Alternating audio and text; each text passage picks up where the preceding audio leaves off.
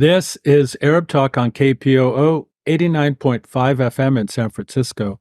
This is Arab Talk with Jess and Jamal. I'm Jess Jamal. And I'm Jamal Dejani. Jamal, we have a great show today. We're going to be covering a lot of things. The genocide in Gaza continues unabated. The situation is getting very grave. There have been a number of developments in addition to the close to 28,000 Palestinian civilians that have been killed by the Israeli military.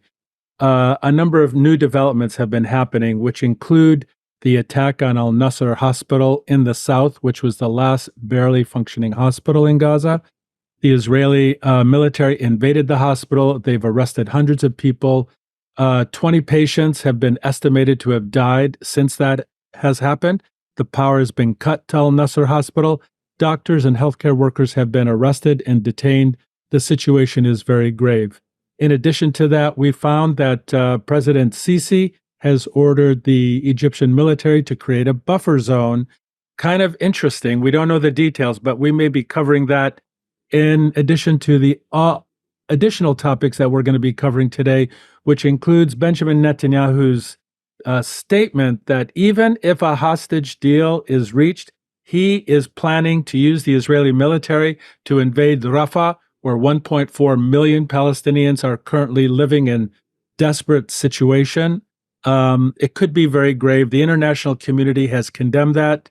The Biden administration, despite the genocide, Jamal, is going to be putting together an aid package for Israel with billions of more dollars of support and military aid. There's an interesting story by a number of Israeli rappers who are condemning Bella Hadid and Mia Khalifa because of their chart-topping war anthem, anti-war anthem. It's a really bizarre story. They created this incredible anti-war anthem, and Israeli rappers are calling for them to be killed. Palestinian women and girls, Jamal, in the course of this genocide that's occurring right now, are among the most vulnerable. We know that close to 14,000 children have been killed, but the vulnerability for women also has to be discussed. We'll be covering that today. And finally, one of my most anticipated topics, which I like talking about, as you know, is that the Arab and Muslim Americans who are voting uncommitted for the primaries coming up. There's going to be some primaries coming up in March, the presidential elections in the fall. Even Rashida Tlaib, a congresswoman from Michigan, is going to be advocating for an uncommitted vote for the presidential primary, but not for local elections.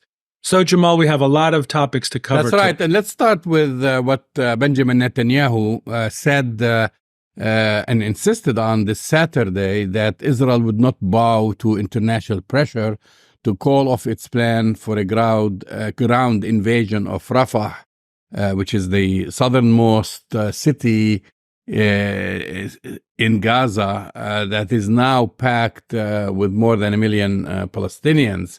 And as you know, many of the people now in Rafah are displaced. They're living in schools, tents, homes of friends and relatives. It's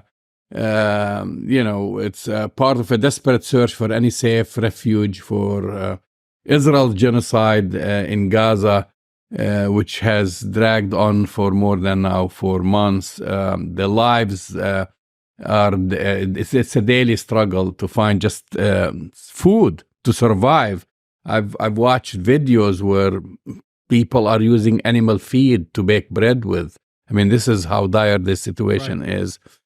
So now he's saying, actually what he said, which goes even further, he said that even if we reach an agreement to release that for Hamas to release the hostages, Israel will still invade Rafah. I mean, this is how bad. Which shows you the intention from the beginning, Jess. His intentions from the beginning is really to ethnically cleanse Gaza. Has nothing to do with the hostages, So it has nothing to do with the hostages. He's just going to keep going, bombing, causing more destruction, destroying the infrastructure of Gaza, killing more people, destroying hospitals, schools.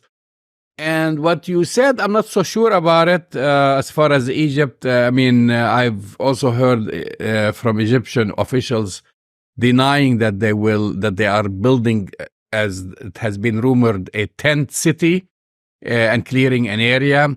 They're just basically want to prevent people from crossing. That's what he said. Yeah. I mean, I don't know how much you can believe information coming from the Egyptian government at this time, but I want to go back to something you said, which I think is really important. First, for our listeners and viewers, we've been saying for the last 5 months plus, Jamal, for the last number of decades, that the intention of the Israeli apartheid state is to ethnically cleanse Palestinians from historic Palestine, whether it's the West Bank, whether it's Jerusalem, whether it's 1948. And we have been saying that for a long time. What we're seeing in Gaza, despite what you're hearing from Benjamin Netanyahu, the Israeli government, and the U.S. government, we have to not judge the words that they're saying, but we have to judge the actions. And the actions, as you rightly point out, point to ethnic cleansing and genocide and the removal of Palestinians, indigenous Palestinians, from their land. Could anything be more clear than what has happened this week when Benjamin Netanyahu says, we don't care what the international community says. We don't care what the United States says. We are going to push forward. Even if we get all the hostages out, we are going to continue with this military invasion, destruction, and further genocide of innocent Palestinian civilians in Rafah. Could the argument that we've been saying for years and years and years, that the intention of the Israeli government is to ethnically cleanse, be any more clear than it is now, Jamal? No, it's not. I mean, as you said, actions speak louder than words, and they've been doing it. And despite condemnation, despite actually this coming this Monday, there's demonstrations all over the world. The demonstrations on President's Day, of course, in the United States. But you've been having daily demonstrations, and the numbers keep growing. That's right. And in fact, there is a change, I would say, a change of mind amongst the EU countries. Now, they're not as adamant in saying no ceasefire. I sense a change of tone coming from statements from France and other countries. It's too late, Jamal. There's a change. Too little, too late. There is a change of tone with the Biden administration about the killing of civilians, but we don't see a call for a ceasefire or from Congress. And actually, moving on to the next story, which is really, connects with the first one, which is the Biden administration just is preparing to send bombs and other weapons to Israel, even as they claim that they are pushing for a ceasefire. That's what they're claiming. But at the same time, even because, as you know, the $14 billion package that you mentioned has not yet been approved by Congress, and they're not going to be talking about it until, I think, 2 weeks from now or about something like this. Right. So they're saying, like, even if Congress causes a delay in approving it, and even if Congress does not pass it, we're going to send additional bombs. So the United States basically, and they list them, they have basically said they're proposing an arms delivery, which includes 1,000 each of MK-82 500-pound bombs and the KMU-572 Joint Direct Attack Munitions, or the initial, the acronym for this is the JDAMs or JDAMs, that turn unguided munitions into precision-guided bombs. This is according to a report that came out in the Wall Street Journal on Friday, citing unnamed U.S. officials. So in the midst of all this calls for ceasefire, we're going to give them more bombs to destroy and kill more people. Can we just be clear about it? The United States has not even suggested a ceasefire. They have not. In fact, the United Nations is going to be voting on a ceasefire resolution this week. The United States and Linda Greenfield, the UN ambassador, and Antony Blinken have already said that they will veto any ceasefire resolution coming from the United Nations. So let's not play around with the words coming from Washington, coming from Blinken, coming from Biden, coming from Harris, or anybody else in the Biden administration, irrespective of their empty words about, oh, maybe the Israeli campaign is, quote, over the top, and we are telling that we're frustrated with Benjamin Netanyahu. It's all complete rubbish. And it's rubbish because there is a genocide occurring. The weapons continue to flow unabated, unrestricted, continue to go forward to the Israeli military, Jamal. And in addition to the billions that Israel gets every year, there's going to be billions and billions more, all while they're not wanting to send any military aid to Ukraine right now. So when people wake up from this delusional kind of dream that they're in, that this is actually going to further the United States' strategic interests and create a more peaceful environment, I think we're looking, Jamal, for the foreseeable future, really significant destabilization in the region, which, we've been talking about for a while, but how else can you interpret the furtherance of this destructive genocide that's going on right now? They're continuing to attack the Houthis in Yemen. They continue to bomb in Lebanon in the south right now. It's not looking very stable to me, Jamal. No, it's not. And I think you said something very accurate, which is I think this whole so-called leaks of Biden is upset with Netanyahu and he's calling him names, etc. It's all a charade, really. It is I believe it's something that just to give, to feed to the media that the United States is interested in a ceasefire and that they are putting pressure on Israel while giving Israel a wink and a nod to continue and weapons, not just like that. They're just giving Israel bombs to bomb Palestinians. They're moving on with this ethnic cleansing of Palestinians in Gaza. And at the same time, I believe it's a political ploy, just in case it goes all sour or it goes south, they can blame Netanyahu. They'll say, well, we were telling him President Biden was upset. He was against everything else. I think this, they're playing this game. I seriously think this. They're giving Netanyahu the green light to go ahead and do whatever he wants to do, but they're distancing themselves. They started to distance themselves because they can see, even though Netanyahu is telling them we're going to invade, let's say Rafah, and we're going to get rid of Hamas. Well, what if he invades Rafah and he doesn't get rid of Hamas and fails?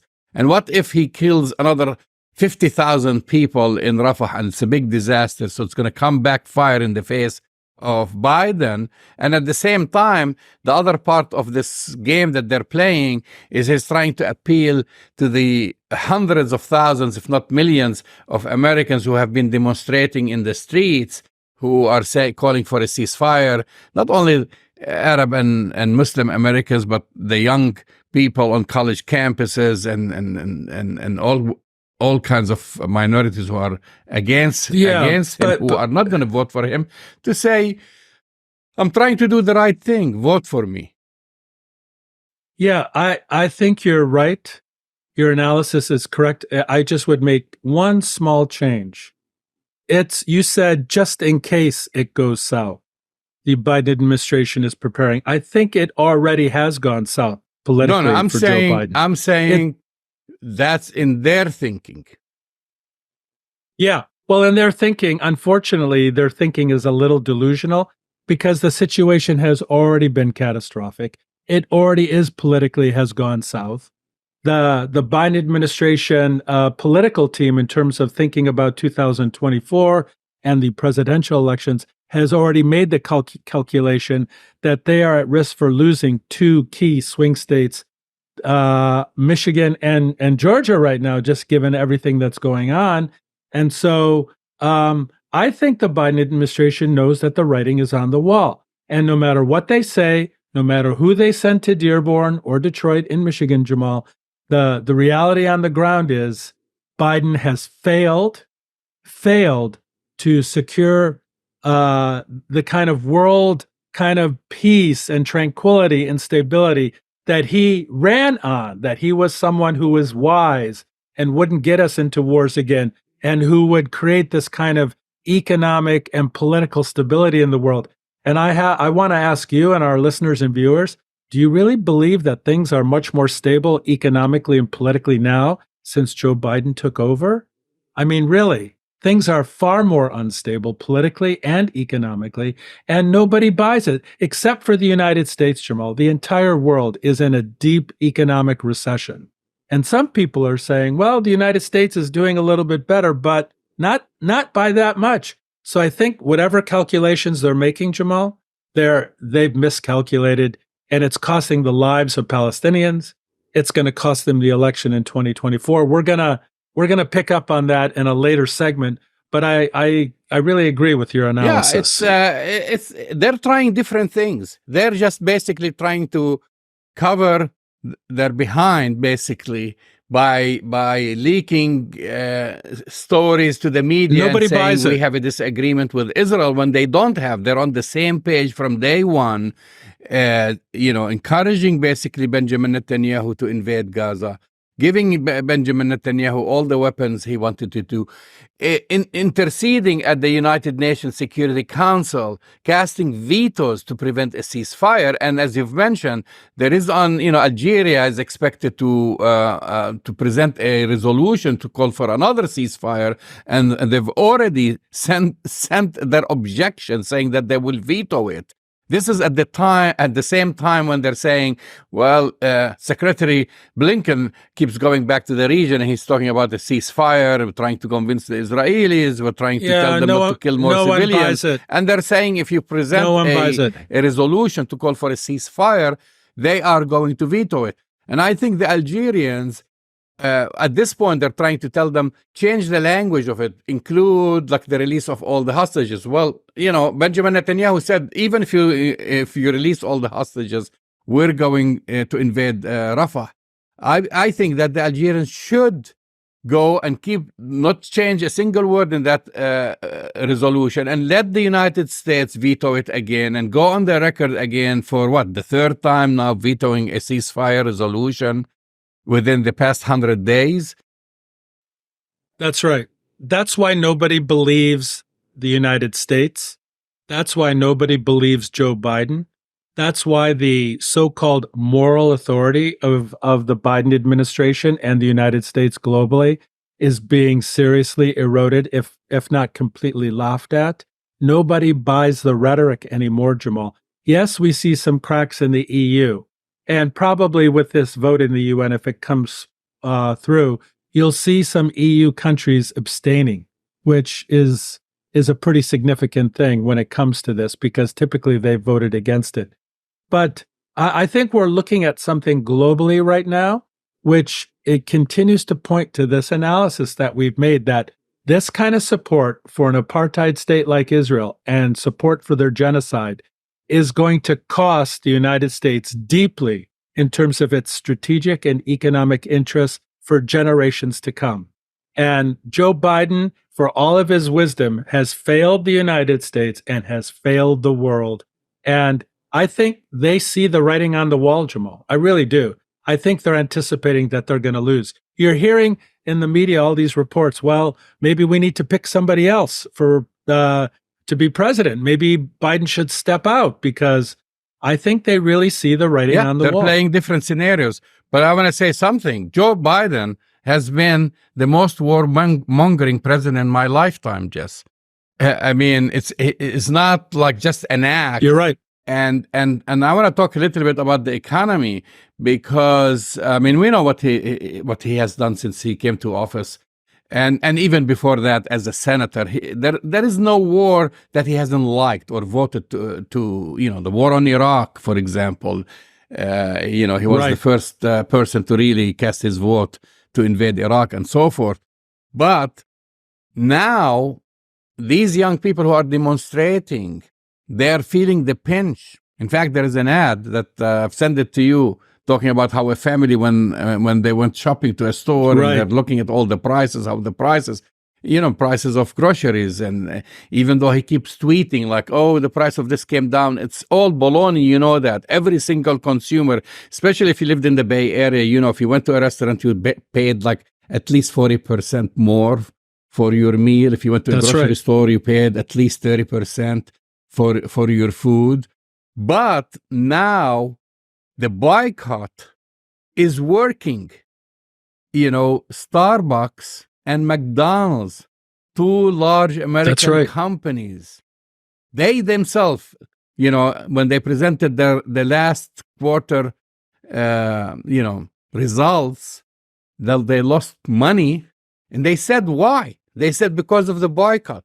So here is Starbucks. That's right. If people, have invested, let's say, in the stock market in Starbucks, they've lost money because of Biden. The company itself, which employs thousands of Americans, lost money. McDonald's is losing money, and other companies are targeted.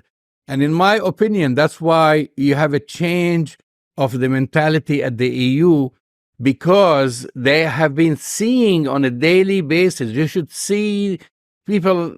We don't see enough here on TV. Americans don't see that. The crowds, the millions of people who every day go in London, and they try all kinds of things to prevent them from demonstrating. They still go out in the streets, in Berlin, in Paris, in Rome. They are all demonstrating, and they are boycotting Israeli goods, but they are also boycotting American goods. And that's where he's going to destroy our economy further. It's all a fluff now. Yes, maybe the 1 percentile or 2 percentile of upper percentile of the American public is doing well, but the rest, it's going to be horrible. He's going to, destroy this economy in this country. And at the same time, when we don't have money to pay for schools, for education, for infrastructure, he wants to send another $14 billion to Israel. And also the war in Ukraine. We are funding, the U.S. taxpayers are funding two wars simultaneously, Jess. Well, and you could make the argument, Jamal, that they're funding even more wars. If you look at what's happening in Syria, Iraq, in Lebanon, if you look at what's happening in Yemen, if you look at the shadow wars that the United States is engaged in right now, the number of military assets they've sent to the Middle East and North Africa region to deal with this. I think that analysis is exactly right. The Biden administration has some sort of crazy calculation that they want the economy to pretend to be strong until the election in November. And I think if you look at where the money is being spent, how much is being spent, how much Americans are really suffering when they go to the gas station, when they go to the supermarket, when they try to pay their bills, I think more and more people are going to be doing one of two things, Jamal. They're going to vote for Donald Trump and the Republicans, or they won't vote for Biden. So one of those two things. And when you add up all those numbers, all I could say is bye-bye, Joe Biden and Kamala Harris. Welcome, Donald Trump. We're going to come back to that, okay? Because we still have a couple of more, things to cover first. But the next couple of stories are really interesting, if you ask me. Yeah. So if you watched TikTok, because now TikTok has become very popular, or even Twitter or Facebook, every single day, Jazz, Israeli soldiers self-incriminate themselves. You see them on a daily basis, bragging, breaking into people's homes, displaying women's underwears, stealing, from these homes. They show them basically torturing civilian prisoners, as we've reported on this several times, marching them naked in the middle of the streets. And many of them leave. They're not members of Hamas, and they show physical abuse on their bodies. They've been killing doctors. They've been destroying hospitals every day. You just go to the internet. They're just filming themselves bragging about that. And now you have Very popular song, just by a so-called rap Israeli group. I didn't see any rap in it. It's just like horrible music. It's a horrible group. Okay, they call themselves Nes Vestilla, which means Nes and Stilla in Hebrew, and they debuted a song that's now basically is Israel's most streamed song for 2023, and still very popular on YouTube. On YouTube, it has 18 million views on YouTube alone.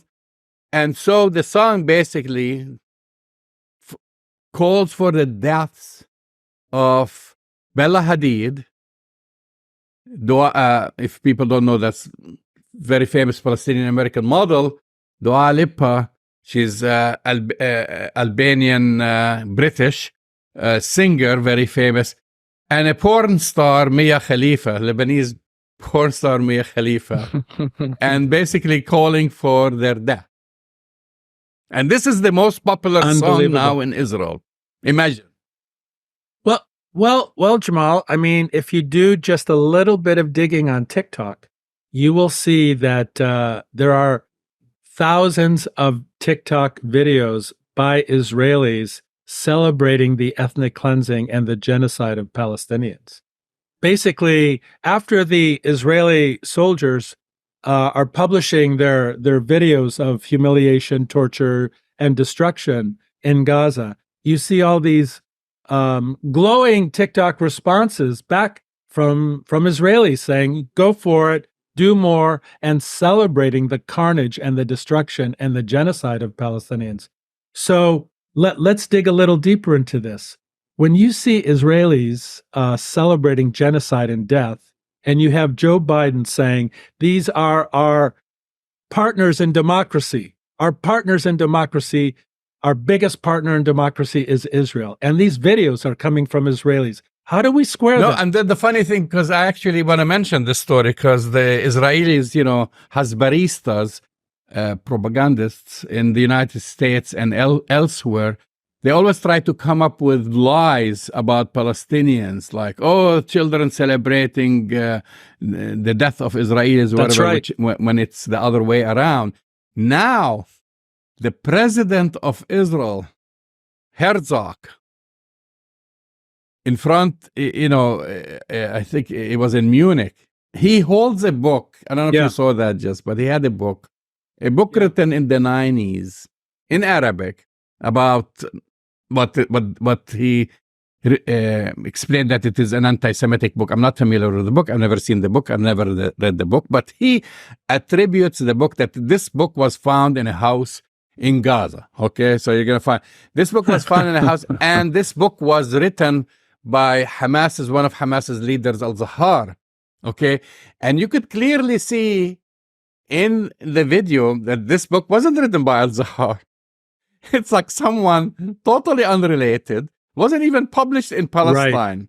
This is like finding the same story they said they found a copy of Mein Kampf in Gaza. Right. But at the same time, this time they're saying it was written by Palestinians. Mein Kampf was written by... Right. He was trying to pin it, and the book, I don't know what to say. I mean, he's the president. He's not an Israeli soldier. I mean, he has advisors who I'm sure he can find amongst them people who read Arabic. And it's clearly, he points it to the camera. This is how idiotic he was in this. He points it to the camera and said, this was written by Hamas's leader, Al-Zahar. And it's a total lie, Well, Jamal, are you or I surprised by this? I mean, we're not surprised because Israel, their propaganda machine is based, and they create this kind of propaganda every single day. It's not based on reality. They just say whatever they want to say. It typically has absolutely no connection to reality. This reminds me of the Netanyahu UN presentation where he has these pictures of cartoonish pictures of bombs and things like that, in talking about Iran and what's happening.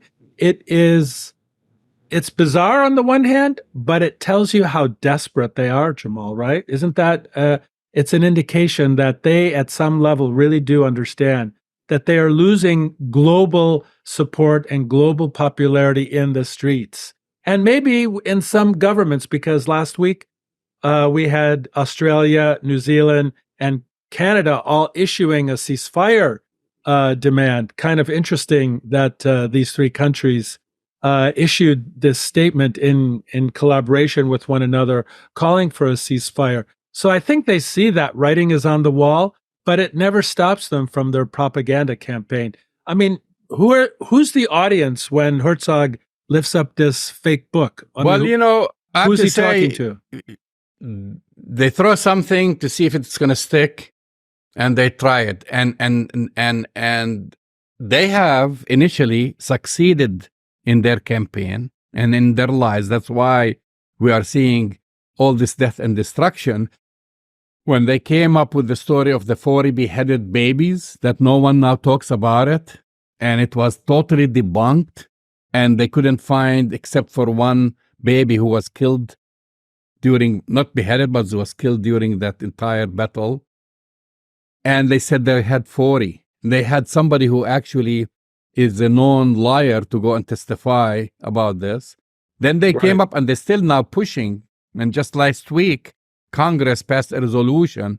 Everybody voted on it except for Rashida Tlaib to condemn the sexual abuse or sexual whatever rape of Israelis, when this has been also debunked.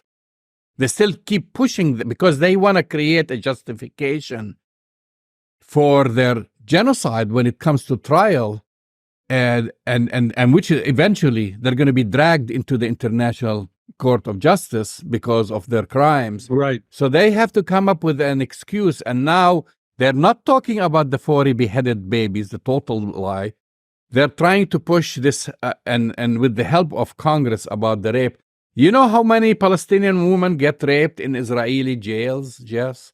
Do you know how many children get abused and sexually abused? I mean, we know about these stories. There are a lot of people who can testify to this, and it has been going on for years. And now they're trying to put this forward, say, just in case if we're going to be taken to trial, we have something to counter it with. And this is the latest about, like, finding a copy of Mein Kampf in Gaza, finding this book that, and then they make up a lie, and they see whether it's going to stick or not. And then they move on. They don't care if they get caught with the lie. And they've been caught with so many lies. They just don't care. They just keep trying time and time again, and until something passes, But I don't think anything's going to stick, Jamal, because if you look at what happened or what is happening now in Al-Nasser Hospital in Gaza in the south, they said the same kind of BS. They invaded Nasser Hospital because there was this large Hamas infrastructure command center underneath the hospital. Have we seen the evidence of the massive command center underneath Al-Nasser Hospital? Of course not, because it doesn't exist. But they're using that as the justification for killing patients, killing doctors, closing down the last remaining hospital where thousands of Palestinians have sought refuge during this genocide. I think you're right. I mean, they say whatever they want to say. They throw and see what's going to stick. Nothing sticks anymore. I think generally speaking, and this is true even of some of the EU diplomats, I mean, secretly, nobody believes the Israelis anymore. No, but that's why they try different things, and that's why I was shocked. Not shocked, actually. I shouldn't be shocked, because we know the control of AIPAC on Congress to go after a resolution with no proof about the rape, and especially if you present it as it was like a massive campaign of rape, like these Hamas fighters had the time to rape women and so forth during the battle, which was debunked by Israelis themselves. And then the person who knows a lot about this is Max Blumenthal and others who talk about it, and they have eyewitnesses and so forth. And I'm thinking about it, and no one talks about it, because they're trying to appeal to the feminist movement and so forth in this country. And I don't hear anything from the feminist movement in this country about Palestinian women and girls who are suffering in Gaza. They are the most, and this is our next topic, they are the most vulnerable and the first impacted during Israel's genocide in Gaza. Just women and girls are represent 70% of the Palestinians killed in Gaza. They are women and children, 70% of that. And then significant because, of course, 2008, October 6, 2023, there were 14% of all Palestinians killed by Israel. 2 mothers are killed every hour. 2 mothers That's are right. killed every hour. More than 3,000 have been made widows. They have no safe spaces. And then we can talk about all the other things. You know, as you know, Palestinian women, especially now in Gaza, they're traditionally the caregivers. They cannot move around to take care of their elderly parents, and they are responsible for children. And when they're arrested, by the way, when you see these, they're stripped naked, they're harassed by the Israeli occupation forces, and those who were released afterwards. Like there was a testimony by several pregnant women spoke of being beaten on their stomach by the Israeli soldiers repeatedly, their humiliations, their kidnapping, and now, you know, they're suffering from lack of food, housing, privacy, sanitation. No privacy now, living amongst crowded living. Up to 12 people are now staying in a tent. No sanitary products. You know what women use for sanitary products, Jess? Yeah, Cloth. I mean, they use their cloth and pieces of tents. Oh, and in some cases they don't even have access to that, Jamal. Do you know that there are 50,000 Palestinian women who are pregnant right now in Gaza who have no access to prenatal care, have no access to OBGYN care, don't even have access to traditional midwives in Gaza because of the situation. Right now in Gaza, Jamal, the highest infant mortality rate in the world by far, compared to, you know, globally. I mean, so many babies are dying either before they're born or just after they're born right now, Jamal. It's absolutely catastrophic. And then the women, after they give birth, are at grave risk of medical complications and death too. And I think you're right. I think we're going to ask this question: where are the American feminists who should be outraged at this level of assault to women in Palestine and children? And what about scolacticide? It's a new word that I've learned, which means basically now with the older schools, and I'm talking about young girls now, with all their schools destroyed, with their books burned, and with their parents left. Many of them, by the way, are orphans. So you are Israel has destroyed a whole new generation, deprived them of. They have been out of school now for the past 4 months, and it's going to be longer. I mean, I mean, they don't even have books. I mean, they didn't even destroy the schools. They set libraries on fire and destroyed all the books. And as we've said earlier, over 3,000 women have become heads of households because their husbands were killed. You know, usually when you have a big family, they're not traditionally the breadwinners.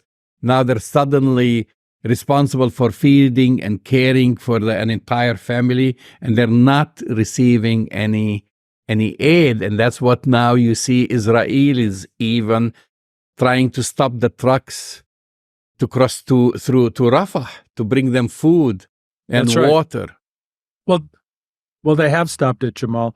And we didn't even have time to talk about today the concerted effort by Israel to destroy and undermine UNRWA, which is the main agency, the UN agency that supplies humanitarian aid, food, medicine to the 1.5 million refugees and in schools. Gaza.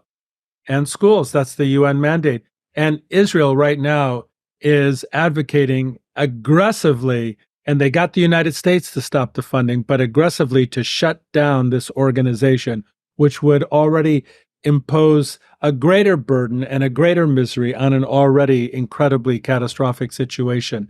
But these are the stories that we're not hearing about in the mainstream media, Jamal. Israel's attempt, in addition to the genocide, to shut down UNRWA, which is the main supplier of these humanitarian and educational supplies in Gaza. It's really a bizarre and, I mean, the reason I think we should talk about this because it gives you the mentality and the intentionality of what the apartheid state of Israel wants to do. People say, well, this is kind of an outrageous statement, don't you think? They say this to us all the time when we say that the intention is to ethnically cleanse.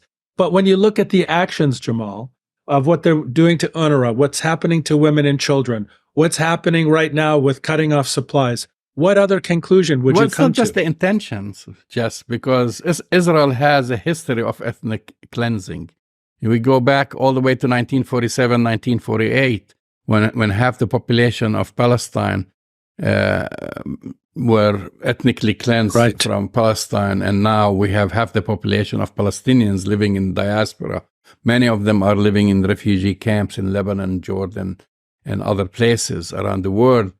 And then we look at 1967. 1967, the same thing. Israel also got rid of many Palestinians during that war, pushed them to Jordan and ethnically cleansed. And then the period thereafter, on a daily basis, Israel ethnically cleanses Palestinians from their homes in Jerusalem and replaces them by settlers. We see that all the time. We know we reported on what's happening in Rafah. Now, actually, it's happening in the West Bank. So you can't blame Hamas. That's you right. can't say there is a war with Hamas, but it's happening and no one is talking about it. And then that's, well, I should say, Joe Biden named four settlers and said that they are going to prevent them from coming to the United States after they've heard so many reports of attacks and killing the shepherd's sheep and burning olive trees and setting homes on fire. Jamal, 4 out of 800,000. Four, and then out of 800,000. And they're passing a law to say that those who come, they're going to add some names to this whatever list. And guess what? We talked about it. Out of the 800,000, none of them are Americans. You have about 200,000 U.S. citizens who are partaking in these atrocities on a daily basis and saying you're going to cancel their visas. How are you going to cancel their visas? They're U.S. citizens. These guys should be arrested. Exactly. They should be extradited, which, by the way, Israel does not have an extradition agreement with the United States. Well, that's why so many criminals and go rapists, to Israel. Not Jamal. just like average. I'm not talking about terrorists. I'm talking average, like many rapists who go there from Australia, from other places, and they go hide there. The killers of the JDL killers who killed Ode, we remember in San Diego, the State Department knows about their whereabouts. They're living in a settlement. They've been there for years. That's right. No one asked for their extradition. The FBI has their names. They fled the country. And they're still there. Yeah, of course, we can't talk about this forever, not to mention Jonathan Pollard, the spy who was received with open arms by Benjamin Netanyahu. And now he's an important member of the Likud, someone who sold sensitive American secrets. We let him go. And now he's an important member of the Likud party. Well, that should open every single American's eyes to the complicity that the United States and the State Department and the president, current President Joe Biden, the complicity they have in this apartheid state called Israel, Jamal. And it leads us to the next story. And our final story, which is... let's talk about elections. Yeah. Well, Jamal, how many times have I predicted and been right? I'm sorry to say this, for the last 8 years now. I've accurately predicted, and I'm going to predict again, that because of Biden's actions and Biden policies, which are negatively affecting not just Arab Americans, Muslim Americans, and progressives, they're affecting negatively most Americans, except the top 1%, and affecting globally people, all over the world, is going to cost him the election. And the Stop Biden campaign, the Dump Biden campaign, every week is gaining steam, Jamal. Even Rashida Tlaib has joined the cause of uncommitted and dumping Biden.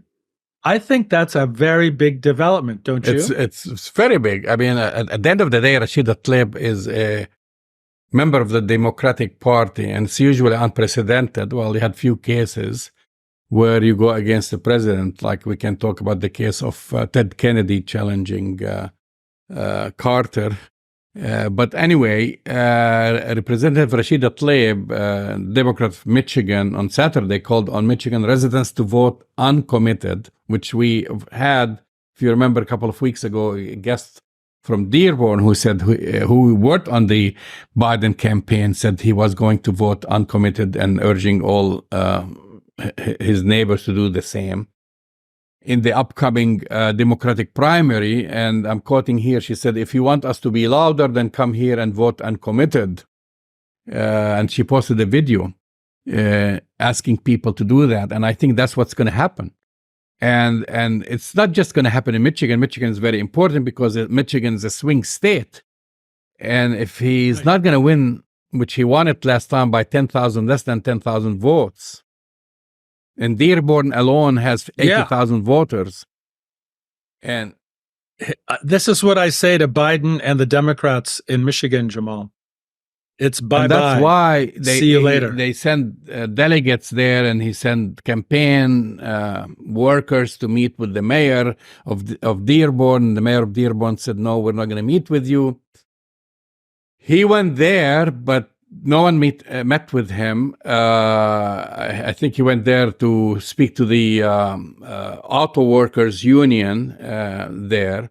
And most of the auto workers unions, they have a lot of Arab Americans working there, and they have a lot of minorities, African Americans and so forth, to support, who have been marching, against, marching to support a ceasefire. So it's going to be a major problem. That's why, which brings us back to what we started to talk about, Jess, is all these changes of tune, about this agreement, too and late, about Jamal. It's too late. Ceasefire, and about this and that, and too late. I think they're trying to kind of see how are they going to flip the vote or change the people's mind in Michigan, because they know damn well that if they don't win Michigan, it's all over. But Jamal, it's not just Michigan. If you look at polling numbers right now, not just Michigan, Trump is ahead of Biden in all national polls. By far. Not just by a little, but by far. 5, 6, 7 points is a lot of percentage points for national polling right now. And some polls put him at 4, 5, and 6 points ahead of Biden right now. And we're not even into the thick of things. And I know people are saying, you're hearing all the scare tactics, right, Jamal? We heard this the first time when Biden ran. Oh, if you vote for Trump, the world will fall apart. Things are going to be terrible.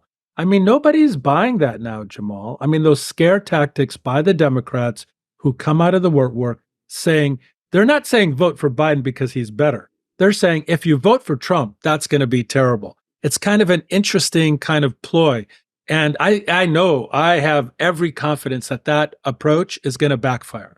Not talking about what a great candidate you have, rather talking about how bad the other candidate is and voting for Biden out of fear. I don't think that's going to work this time, Jamal. What do you think? Well, that's why there are other options. And that's something that, this monopoly the two-party system monopoly needs to end. You have Cornel West, you have Dr. Jill Stein, you have others. Vote your conscience. You can't keep every time voting for the lesser of the two evils, which, by the way, in my case now, the way I look at it, the lesser of the two evils is Trump. After what Biden had done, I mean, after he basically partook in a genocide, after he dragged us into two wars, after he's siphoning our treasury to support two wars, I mean, I can't think of him as the lesser of the two evils. Not that I'm a fan of Donald Trump, but I'm not going to vote for either one, and I'm sure others will do the same. I mean, it's just like this is no. People shouldn't be trapped that we don't have an option. Maybe it's not going to work this time around, but there are other options, and that's something to start thinking and considering. Getting out of this bubble. But I would say, Jamal, but I'll say it again. The Democrats and Joe Biden and Kamala Harris have to pay a price for promoting and engaging in genocide. They have to. You've been listening to Arab Talk on KPOO San Francisco, 89.5 FM. Go to our website, arabtalkradio.com, to download the latest shows, and we'll speak to you next week. We'll see you next week.